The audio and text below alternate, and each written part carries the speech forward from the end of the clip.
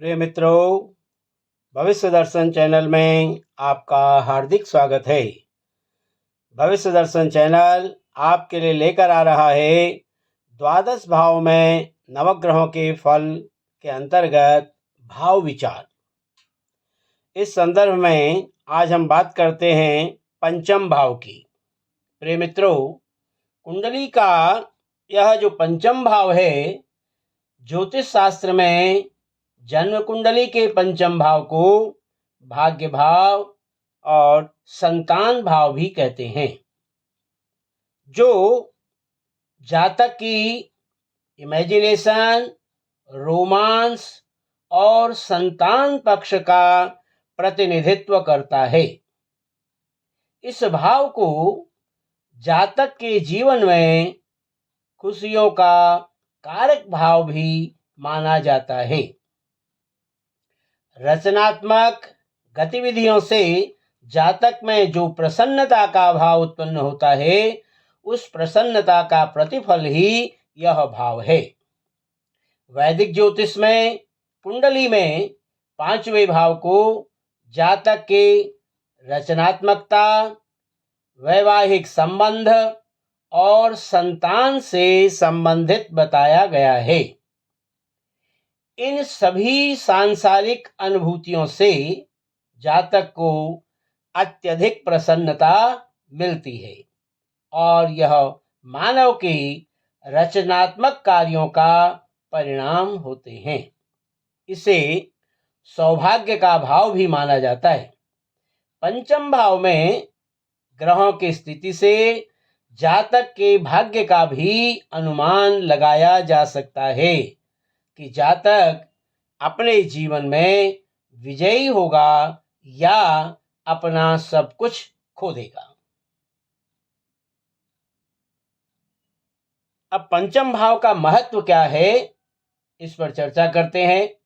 ज्योतिष शास्त्र में पांचवें भाव का जो संबंध है, ये है संबंध आर्टिस्ट, एबिलिटी, सनकीपन, टेस्ट और पत्नी के भाग्य से मिलने वाली विरासत और बिजनेस में सफलता के बारे में भी यह दर्शाता है।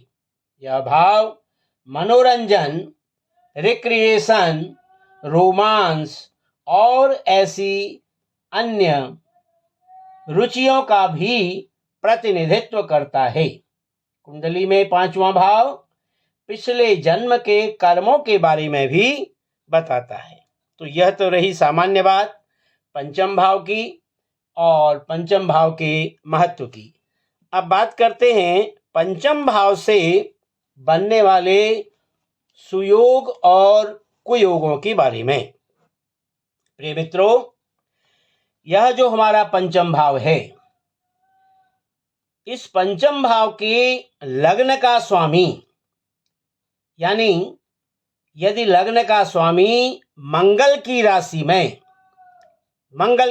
में और पंचम भाव का स्वामी छठे भाव में यदि स्थित हो जाता है, तो ऐसी परिस्थिति में जातक की जो प्रथम संतान है, वह उत्पन्न होकर के विनष्ट हो जाती है। क्या बताया? यदि लग्न का स्वामी मंगल की राशि में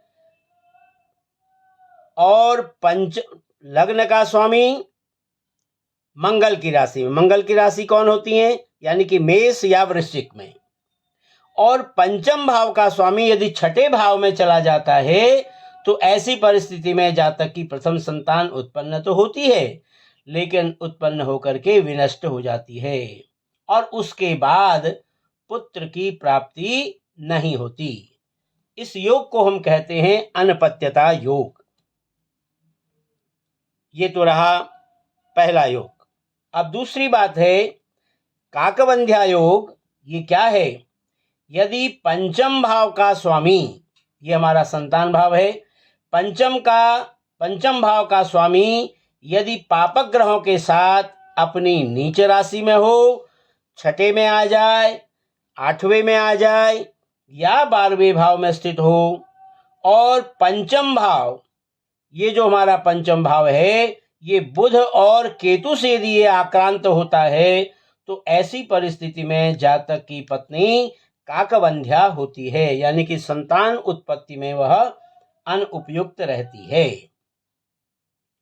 तीसरा नियम क्या कहता है कि पंचम भाव का स्वामी यदि नीच राशि में स्थित हो और पंचम भाव पर उसकी दृष्टि न पड़ती हो, नीच राशि में हो पंचम भाव का स्वामी और पंचम भाव पर यदि उसकी दृष्टि न पड़ती हो और पंचम भाव में यदि बुध और शनि स्थित हो तो भी जो है जातक की जो पत्नी है, ऐसा जातक जो है वो काकबंध्या स्त्री का पति होता है।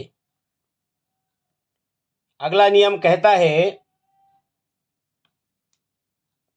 कि कष्ट से संतान प्राप्ति का योग कुंडली में कैसे रहता है। ये बताया कि नवम भाव का स्वामी यदि लग्न में हो और पंचम भाव का स्वामी यदि नीच राशि में स्थित हो तथा केतु के साथ बुध पंचम भाव में यदि स्थित होता है संतान भाव में, तो जातक को अत्यंत कष्ट से संतान की प्राप्ति होती है, अर्थात अनुष्ठान आदि से पुत्र लाभ होता है। यानी पुत्र लाभ के लिए जातक को अनुष्ठान आदि करने की आवश्यकता पड़ती है। अब बात करते हैं कि संतान योग कैसे होता है। यदि पंचमाधिपति यानी पंचम भाव का स्वामी केंद्र में हो, लग्न चतुर्थ सप्तम और दशम, या त्रिकोण पंचम में या नवम में हो और शुभ ग्रहों के यदि साथ स्थित हो या शुभ ग्रहों से दृष्ट हो, तो ऐसे जातक को शीघ्र ही संतान का सुख प्राप्त होता है। क्या बताया, पंचम भाव का स्वामी यदि केंद्र में आ जाए या फिर त्रिकोण में हो जाए या जो है शुभ ग्रहों से जो है वो स्थित हो या शुभ ग्रहों से दृष्ट हो, तो ऐसे जातक को निश्चित रूप से संतान का सुख प्राप्त होता है। और यदि इसके विपरीत परिस्थितियां हो रही हों तो ऐसे जातक को संतान प्राप्ति में विलंब होता है। अगला नियम क्या कहता है कि पंचम भाव का स्वामी और लग्नेश, लग्न का स्वामी और पंचम भाव का स्वामी दोनों ही यदि पुरुष राशि यानी पुरुष राशि विषम राशि में स्थित हो, तो ऐसी स्थिति, विषम राशि क्या है, मेष, मिथुन, सिंह, यानी इस प्रकार की जो राशियां ये विषम राशियां हैं। तो इन विषम राशियों में यदि पंचम भाव का स्वामी और लग्नेश दोनों यदि स्थित हों तो पुत्र की उत्पत्ति होती है।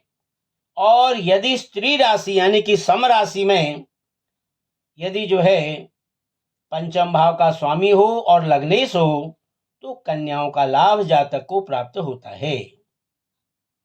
और यदि दोनों, इस योग में यदि दोनों ग्रहों का मिश्रित फल हो यानी कि मिश्र स्थिति हो, तो पुत्र और कन्या दोनों का सुख जो है जातक को प्राप्त होता है। प्रिय मित्रों, यह रहा पंचम भाव का विचार। आशा है आपको हमारी यह वीडियो अच्छी लगी होगी। यदि आपको हमारी यह वीडियो अच्छी लगी हो तो आप हमारी वीडियो को लाइक करें, शेयर करें और हमारे चैनल को सब्सक्राइब करना भी न भूलें। फिर इसी प्रकार की नई वीडियो लेकर आपके सामने उपस्थित होंगे। तब तक के लिए आप सभी का हार्दिक धन्यवाद।